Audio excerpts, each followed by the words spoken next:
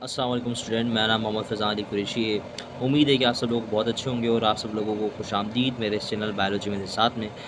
जैसा कि आप सब लोग जानते हैं कि हमने सिंध टेक्स्ट बुक बोर्ड जाम शुरू की। क्लास 11 की फ़र्स्ट ईयर की जो इस साल न्यू बुक आई है, उसी बुक में से हम हमारा चैप्टर स्टार्ट किया हुआ था, जो कि चैप्टर 5 ए सेलुलर लाइफ़ था। तो हमने ए सेलुलर लाइफ़ के हम सारे स्टेप वाइज़ जितने भी टॉपिक आ रहे हैं हम उसको कवर कर रहे हैं। आज जिस टॉपिक को हम कवर करने जा रहे हैं उस topic human immuno deficiency virus यानी कि एचआईवी। आज हम इस वायरस की एचआईवी की स्ट्रक्चर को डिटेल में समझेंगे और उसके स्ट्रक्चर के अंदर जो कंपोनेंट है उनके फंक्शंस को भी समझेंगे कि बेसिकली एचआईवी इफ़ेक्ट कैसे करता है होस्ट सेल के ऊपर। तो जब हम किसी भी वायरस की स्टडी करते हैं तो सबसे पहले हम उसका कॉज समझते हैं कि वो किस टाइप की डिजीज़ कॉज करता है, और दूसरा हम उसको समझते हैं कि उसने किस जगह पे फर्स्ट टाइम वो दिखा था और उसने किन किन जगहों पे फैलता है और कितने लोग उससे जान से जा चुके हैं। तो हम सबसे पहले ये समझते हैं कि एचआईवी यानी कि हम human immuno deficiency virus basically cause क्या करता है। देखिए इधर लिखा है मैंने कि ह्यूमन इम्यूनो डेफिशिएंसी कॉज यानी कि एचआईवी कॉज एड्स को हम कहते हैं एक्वायर्ड इम्यूनो डेफिशिएंसी सिंड्रोम। देखिए सिंड्रोम हम हमेशा किसको बोलते हैं, ग्रुप्स ऑफ डिजीज़ेस को बोलते क्या हैं, सिंड्रोम बोलते हैं। नहीं कि हम बहुत सारे लोग कहते हैं कि बेसिकली सिंड्रोम एड्स हो जाता है लोगों को। तो एड्स में जो हम सिंड्रोम का लफ्ज़ इस्तेमाल करते हैं, basically this is the group of diseases जो किस वजह से होती है कि आपका इम्यूनो डेफिशिएंसी क्या हो जाती है। डेफिशिएंसी का मतलब होता है किसी भी चीज़ के अंदर कमी आना आना यानी कि आपके इम्यून सिस्टम के अंदर कोई भी डेफिशिएंसी आ जाती है, और वो डेफिशिएंसी क्या होती है, एक्वायर्ड होती है। एक्वायर्ड का मतलब होता है कि वो अचानक आ जाती है, जो कि आपकी बॉडी के अंदर नहीं होती। एक्वायर्ड इम्यूनो डेफिशिएंसी होती है जो कि देखी नहीं जाती आमतौर पर।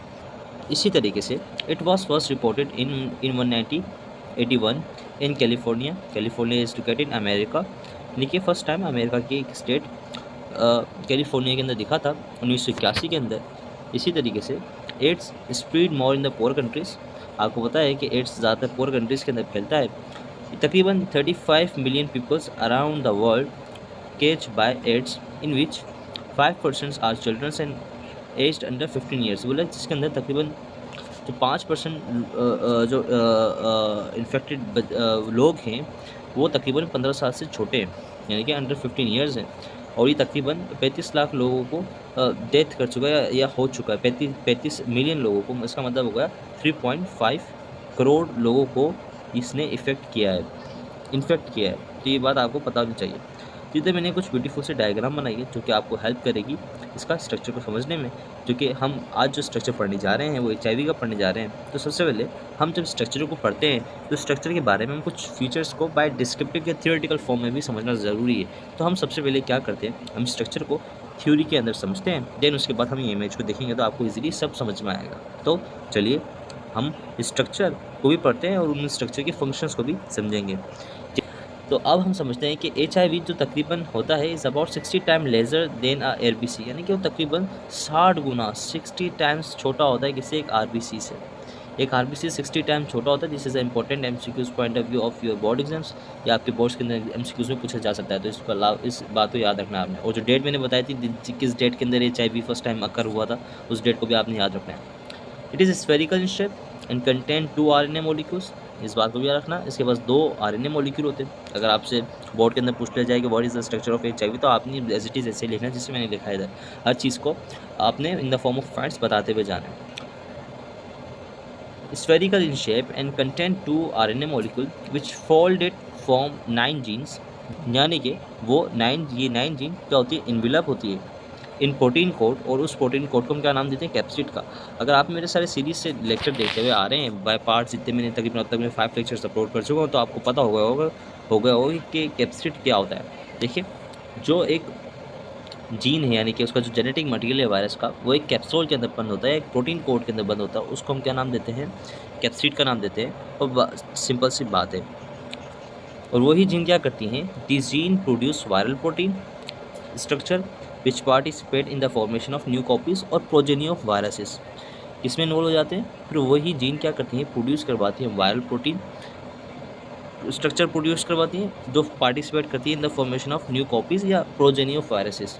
सिंपल सी बात है जो आपको क्लियर हो गई होगी। इसी ये जितनी भी मैंने आपके लिए इधर क्या कहते हैं, जितनी भी मैंने इधर आपके लिए पॉइंट्स बनाया, this points is sufficient for your board exams and board purpose and also this work is in your इंटी टेस्ट। सो आप इसे याद रखें, मेमोराइज रखें, तो ये आपके लिए आसानी होगी। HIV is envelope virus. Envelope is made up of lipid bilayer membrane, यानी कि लिपिड बाइलेयर से बना हुआ होता है और उसके ऊपर क्या होती है, स्पाइक्स होती हैं, विद स्पाइक्स। सिंपल सी बात है। अब आपको पता चल गया कि HIV क्या होता है, इन्वेलप वायरस होता है, सही है। और इसकी जो इन्वेलप होता है वो लिपिड बाइलेयर से बना हुआ होता है with spikes, and spikes help virus for recognition of target cell by stucking on the surface target cell. देखें होता क्या है, जैसे मतलब कि ये आपके पास HIV है और ये एक सेल है, ये एक सेल है आपके पास, सही। सेल के पास न्यूक्लियस होता है, सिंपल सी बात है। ये एक HIV का वो आया, मैंने बोला कि इसके ऊपर स्पाइक्स हैं, अब वो स्पाइक्स आएंगे सेल की सरफेस के ऊपर बैठेंगे, तो वो होता है कि सेल की सरफेस के ऊपर कुछ ऐसे रिसेप्टर्स होते हैं जो HIV की या वायरस की स्पाइक्स आके अटैच करेंगे वो इस रिसेप्टर, तो वो डायरेक्ट इंडिकेशन दे देंगे वायरस को कि भाई आप एक अपने टारगेट सेल के पास आ गए हैं, अब आप अपना क्या करें, जो भी न्यूक्लिक एसिड है, न्यूक्लिक एसिड यानी कि उसका RNA है, वो अब आप सेल के इनसाइड ट्रांसमिट कर दीजिए।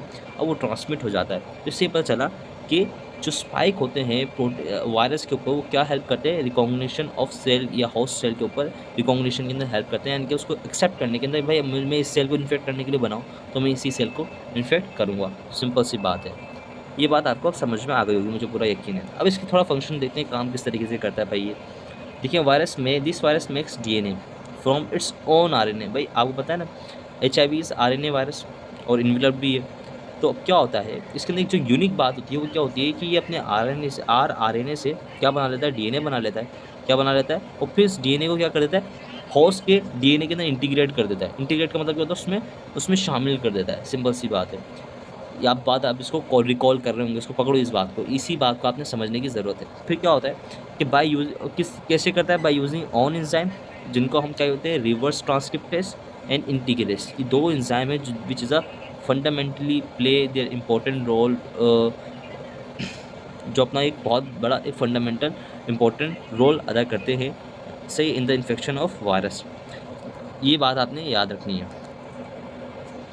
होता क्या है, जब इन दोनों एंजाइम्स ने RNA को DNA में कन्वर्ट कर दिया, तो उसके बाद क्या होता है, ये क्या करते हैं, after conversion of RNA through enzyme later they helps the viral genome. तो उसके बाद क्या करते हैं, ये अब वो जो वायरल जीनोम में DNA बन गया है, फिर वो क्या करेंगे, इसको रिमेन इंटेक्ट रखेंगे इनसाइड, यानी कि फिर ये जो दोनों एंजाइम हैं, रिवर्स ट्रांसक्रिप्टेज और ये आपका इंटीग्रेस, ये दोनों क्या रखते हैं, फिर उस वायरल जीनोम को सेल के इनसाइड चिपका के रखने में मदद करते हैं, या उसके शामिल रखते हैं, उसको निकलने नहीं देते। तो ये बात ज़रूरी है। तो अब हम स्ट्रक्चर पे समझते हैं, स्पाइक क्या थे, इन्वेलप क्या थी, कैप्सिड क्या थे, एंजाइम्स क्या थे। तो अब आप तस्वीर को देखेंगे तो आपको ईजिली समझ में आएगा। तो अब आप तस्वीर को समझें कि तस्वीर कह रही क्या है। तस्वीर को समझने के लिए आपने कुछ नहीं करना, मैं आपको हाईलाइट करता रहूँगा तो आपको समझ में आ जाएगा। सबसे पहले आप इधर देख रहे होंगे, मैंने आपको बताया कि एक प्रोटीन कोड बनी हुई थी, जिसके अंदर क्या बंद होता है, RNA या जेनेटिक मटेरियल बंद होता है। उसको हम क्या नाम देते हैं, कैप्सिड का नाम देते हैं। तो आप देख रहे हैं ये इन्वेलप टाइप का है, जिसने सारे जेनेटिक मटेरियल को इन्वेलप किया हुआ है, और ये एक स्पेशल प्रोटीन होता है, और ये प्रोटीन जो होता है इसको हम कैप्सिड कहते हैं, सही। इस प्रोटीन के साउंड एक मैट्रिक्स होती है, जस्ट लाइक अ मेट। आप जैसे कह लें कि कारपेट की तरह एक मेट है जो in the surface of membrane लगी हुई है, जो कि वायरस की है। अब इसके बाद हमारे पास आती है एक लिपिड मेम्ब्रेन आती है, जो कि बाइलेयर होती है। मैंने आपको बताया this is a lipid bilayer, मैं आपको इधर हाईलाइट करते हुए दिखा रहा हूँ, this is a lipid bilayer membrane. Simple सी बात है। और इस लिपिड बाइलेयर के ऊपर क्या होते हैं, स्पाइक्स होते हैं, दिस इज़ अ स्पाइक्स। अच्छा, स्पाइक्स के इस एक पूरे को हम स्पाइक कहते हैं। इस स्पाइक किससे बना हुआ होता है, ग्लाइकोप्रोटीन से बना हुआ होता है। किससे बना हुआ होता है, ग्लाइकोप्रोटीन से बना हुआ होता है, प्रोटीन से बना हुआ होता है। अच्छा, इस स्पाइक के दो रीजन होते हैं। अपर रीजन को हम डॉकिंग ग्लाइकोप्रोटीन कहते हैं, और जो लोअर रीजन होता है इसको हम ट्रांस मेम्ब्रेन ग्लाइकोप्रोटीन कहते हैं। क्या कहते हैं, ट्रांस मेम्ब्रेन ग्लाइकोप्रोटीन कहते हैं। ट्रांस मेम्ब्रेन इसलिए कहते हैं क्योंकि ये मेम्ब्रेन के अंदर होता है, ट्रांसवर्स यानी कि मेम्ब्रेन के अंदर। ट्रांस का मतलब होता है इनसाइड, और मेम्ब्रेन यानी कि ट्रांस मेम्ब्रेन ग्लाइकोप्रोटीन। इस वजह से हम क्या कहते हैं, ट्रांसमेम्ब्रेन ग्लाइकोप्रोटीन कहते हैं। और डॉकिंग इसलिए कहते हैं कि क्योंकि ये होस्ट सेल के रिसेप्टर से जाके क्या करता है, स्टक करता है, चिपक जाता है और रिकॉग्नाइज कर लेता है कि यार यही मेरा डिज़ायर सेल है जहाँ पे जिसके ऊपर मुझे इन्फेक्ट करना है। तो अब मुझे आप बिल्कुल यकीन है कि आपको HIV वायरस का या ह्यूमन इम्यूनो डेफिशिएंसी वायरस का स्ट्रक्चर बिल्कुल फंडामेंटली समझ में आया होगा। और अगर आपको मेरी वीडियो अच्छी लगी और इस लेक्चर में आपने कुछ सीखा तो काइंडली मेरे चैनल को लाइक कीजिए, शेयर कीजिए, सब्सक्राइब कीजिए। हम मिलते हैं हमारी न्यू आने वाली फर्दर लेक्चर्स के साथ इसी चैप्टर के। तो पढ़ते रहिए, मोटिवेट रहिए। अल्लाह हाफिज़।